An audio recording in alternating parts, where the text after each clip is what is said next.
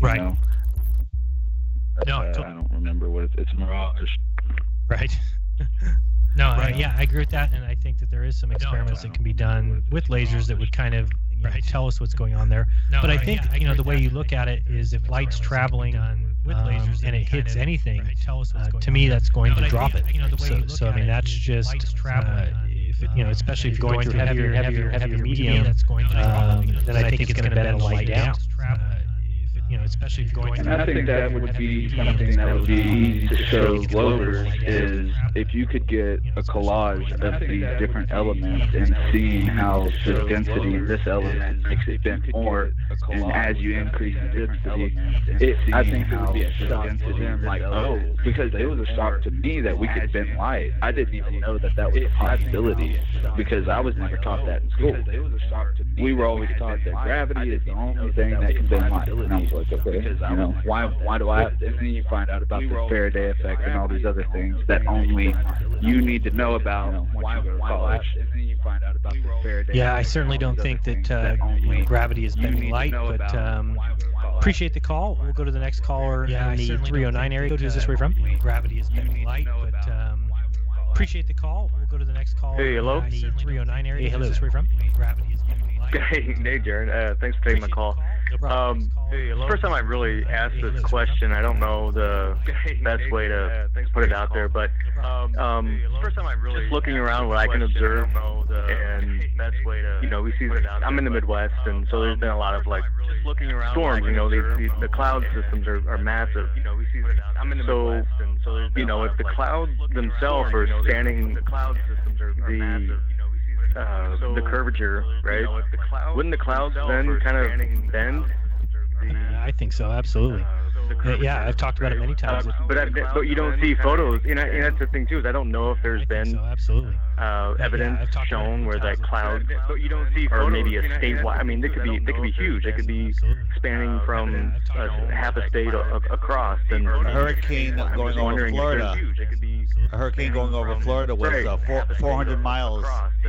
What's the curvature on that? It's ridiculous. It's like 20 miles of curvature, and they show a satellite view of it. Right. It's a perfect desk. What's the curvature on that? It's ridiculous. It's like actually see it. The cloud that's right above you would have more of a shadowed bottom, and then as they move away from you, that shadowed bottom gets less and less and less. Which to me, if I see more of a shadowed bottom. So, I mean, that's the way I look at it, too. Dave, you and I have talked a lot about clouds before, and we both kind of reached the conclusion that to do a lot of these cloud experiments, you would need two people that both can recognize a cloud, somebody from underneath it and somebody from far away.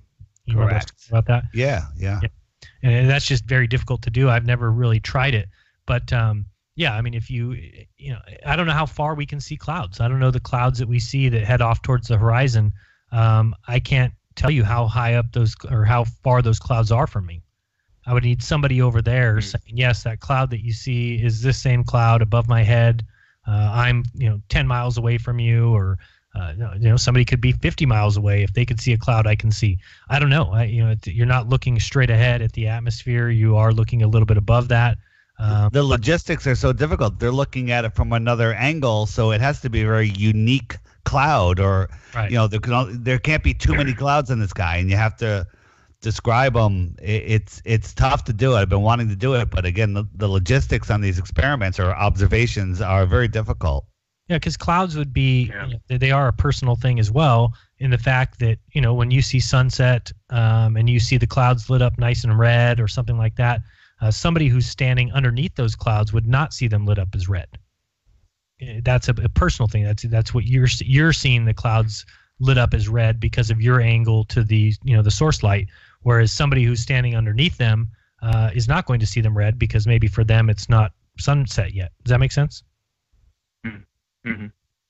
So and I don't know if any of the higher quality drones would be useful in a sense that it can get to a level to where you can then tell this one cloud is 4 miles long, calculating what the curve should be, and you can kind of see how the cloud would have a bend to it. But I'm just not seeing it from what I've seen in airplanes and everything. So Yeah, and for me, I mean, when I see a plane come into view or whatever, it seems like everything happens in your little personal atmospheric section because the plane looks to be coming from the horizon. You see all those contrails or chemtrails heading straight up, and then basically then the plane will cross where you are, and then it will head down towards the horizon.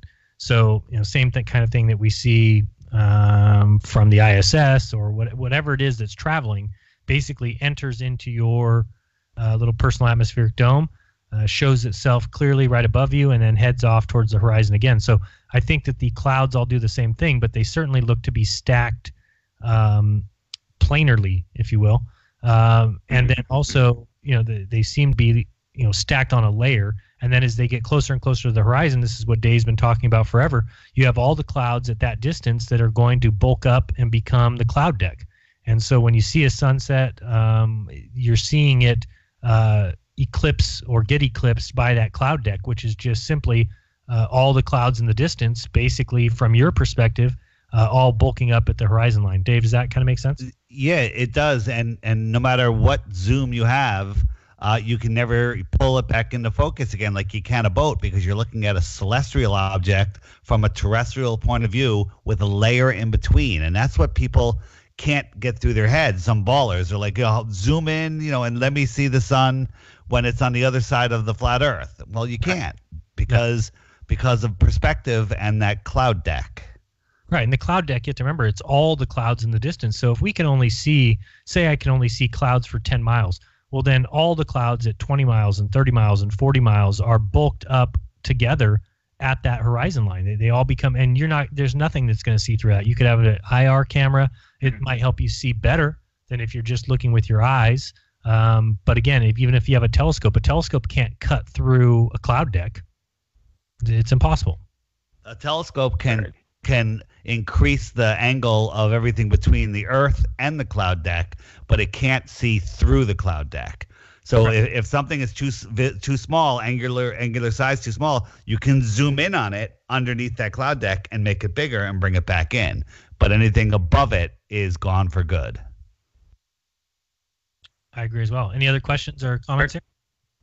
No, I appreciate it. Thanks for having me on. Thanks for the call. Appreciate it. All right, let's go to another caller in the 302 area code. You're on with Jeranism RAW. Who's this? Hi, this is Grimley in Delaware. What's up? So I look at the flat Earth clock, and because I downloaded it a while ago, but when I look at it, it just doesn't see the sun. It should have more light going into the center than on the sides. It's not like how light. So right now, if you look at it right now. Well, actually, the light settings on the clock. It looks like it's like half. Well, let me see what we're talking about. It looks like it's half the. It's half light and half dark right now. Let me explain why. Right, but okay, go ahead.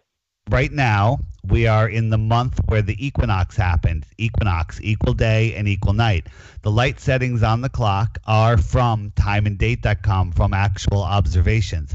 Now, the granularity of the light, I only have it broken down by month. I don't have it changing daily or weekly. I have it changing once a month just because it's a small clock. It's just giving, I have a lot of twilight in there.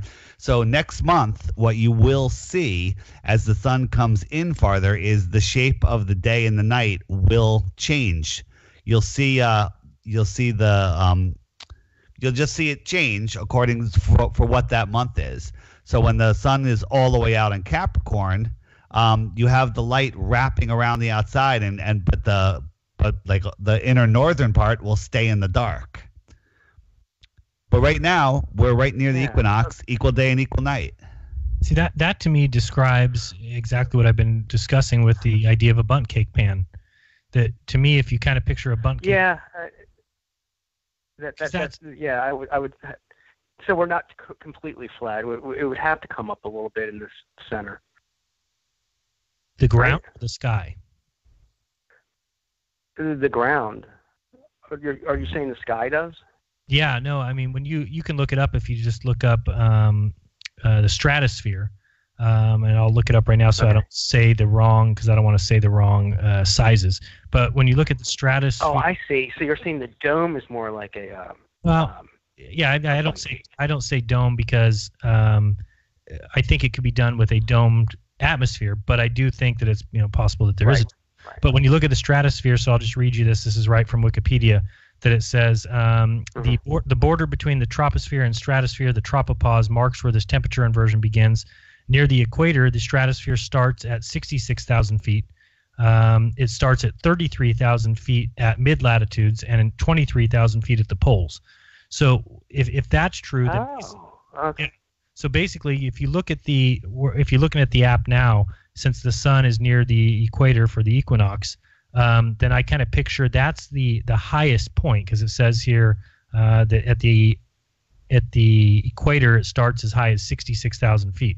So if that kind of sky layer is at 66,000 feet when the sun's at the equator, then it says that at the poles it's only at 23,000 feet.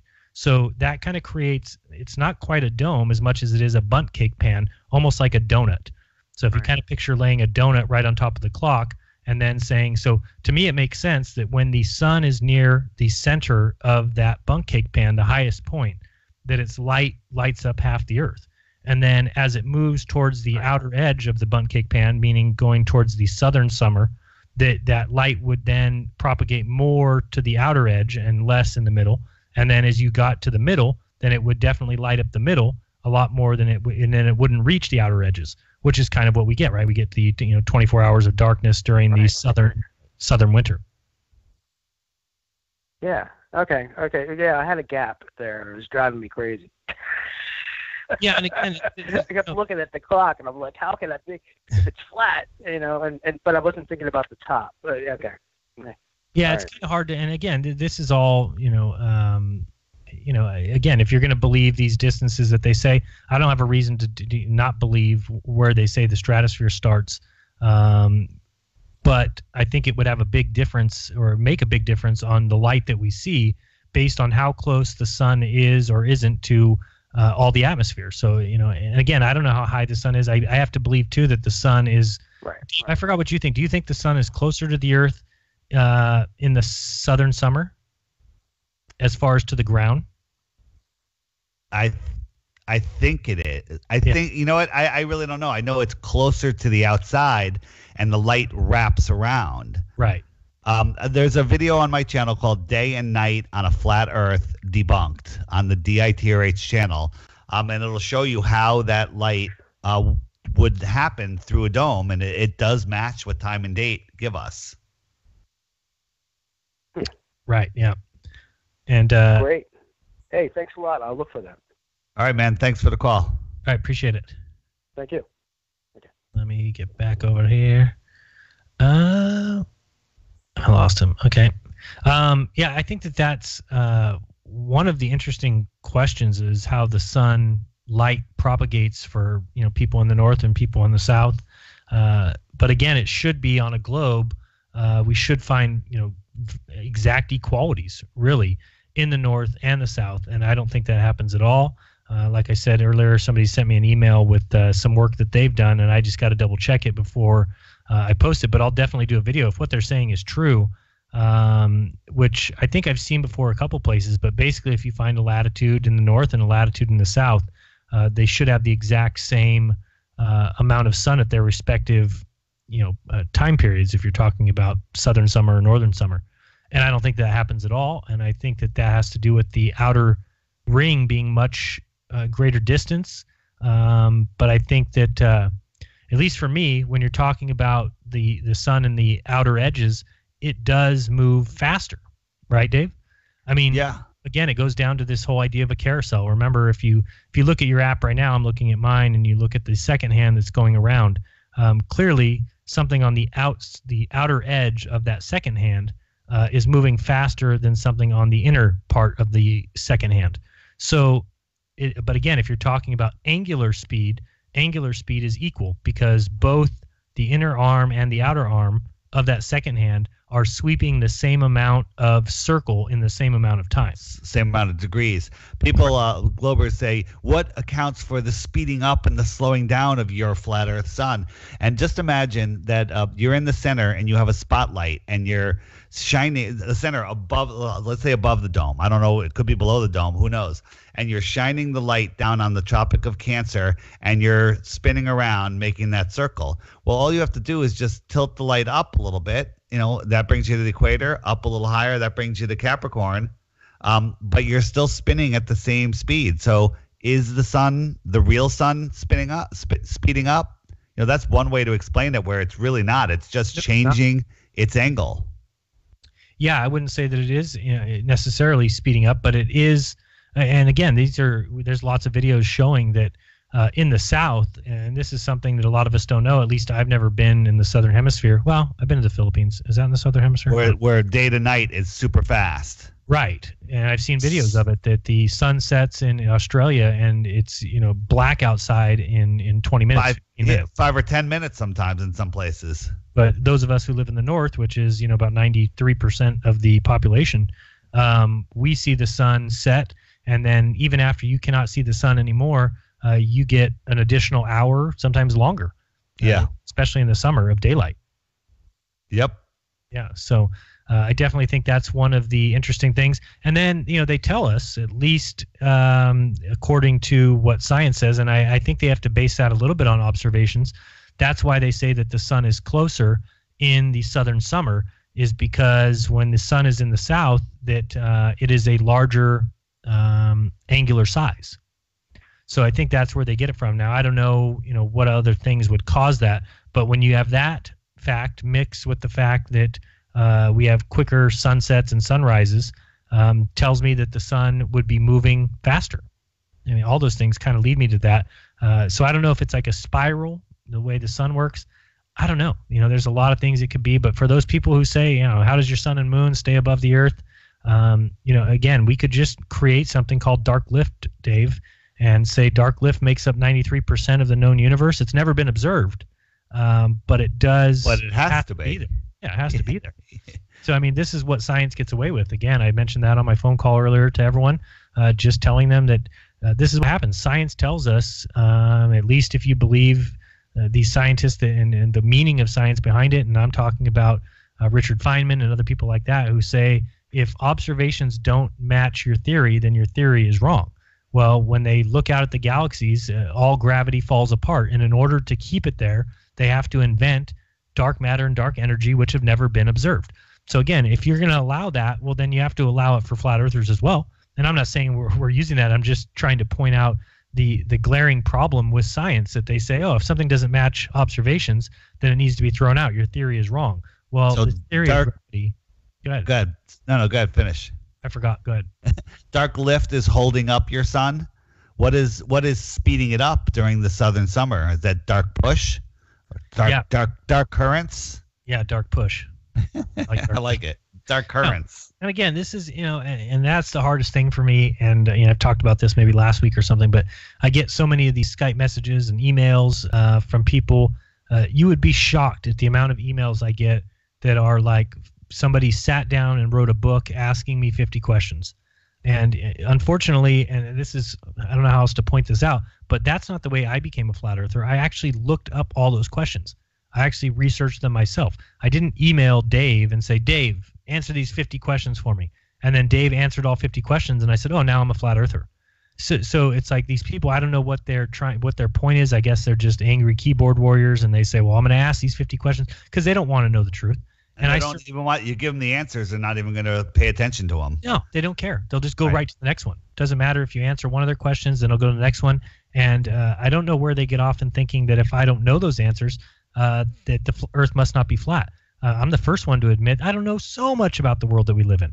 All I'm doing is observing it and giving my opinion. And then when I research the way that we got to the beliefs that we have, I don't agree with it. It's men with a worldview who want you to think that you're inconsequential and that you're a speck of dust spinning in space. So we're running out of time. Sorry to everyone we didn't get to on the phone board. There's about 4 calls on there. Sorry, guys. I see some of you have been waiting almost an hour, so sorry about that. But Just a reminder that next week we will be on the TFR channel, tfrlive.com Monday. That will be at 6 p.m. Some people have difficulty listening on TFR Live, and there's little icons above the player where you can have it stream in iTunes if you're on a Mac, or probably on a PC too, or play on a different player. So just if you're having difficulty, just click one of those and it'll play. Or download the iHeartRadio app. There you go. You can go to TFR on there, and there's a channel TFR that basically plays every show as they air live. So just go there on Monday nights and you'll catch us. Appreciate everybody so much for listening. If you want to donate, you can do that always at paypal.me/Jeran. I would appreciate that. Support what you like or it goes away, right, Dave? Support what you like or it goes away. That's an Owen Benjamin quote. I don't know if he wrote it or not. All right, guys. Appreciate it. Till next week, this has been Jeran and Dave. Peace. All right. See you guys.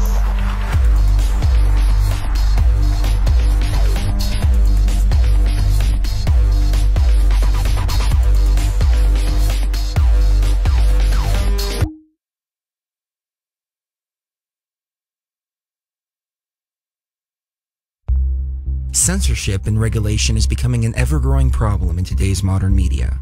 From the mainstream to YouTube and Google, the information you're looking for is buried by official narratives and propaganda. This is why TFR is 100% uncensored, unregulated, and listener-supported. The shows on TFR are not micromanaged by the station, and our hosts are free to speak their minds however they please. As such, the views and opinions expressed on our station are of those who make them. If you happen to hear anything offensive on TFR, please send us an email to toughtitty@tfrlive.com, and we'll be happy to tell you that we really don't give a damn. We stand for freedom of speech and non-censorship. If you also stand for free speech, you can go to tfrlive.com/signup and sign up for a TFR supporter pass and help us in our mission to keep the airwaves uncensored and unregulated. TFR Live, your uncensored and unregulated protection from deception. The Russia probe, Avenatti charges. I'm Ann Cates. Democrats are pushing for the release of the full special counsel investigation. Correspondent Manu Raju. For the past 2 years, Democrats have seized on contacts between Trump campaign officials and Russians to suggest a conspiracy to sway the elections to Trump. But after Attorney General Bill Barr released a 4-page summary Sunday of Mueller's findings, Democrats say there is still much to be learned. Democrats in the House are calling on Attorney General William Barr to release the Mueller report to Congress by April 2nd. The former lawyer for porn star Stormy Daniels faces charges in 2 states. Jeffrey Berman, U.S. Attorney for the Southern District of New York, says Michael Avenatti is accused of trying to shake down Nike. Avenatti made clear that he expected to be paid up to $25 million, with $12 million to be paid up front and deemed earned when paid. And when asked by a lawyer for the company why the company would agree to such an arrangement, Avenatti responded in substance that he had the company in a very vulnerable position where he could wipe out $5 to $6 billion of its market capital.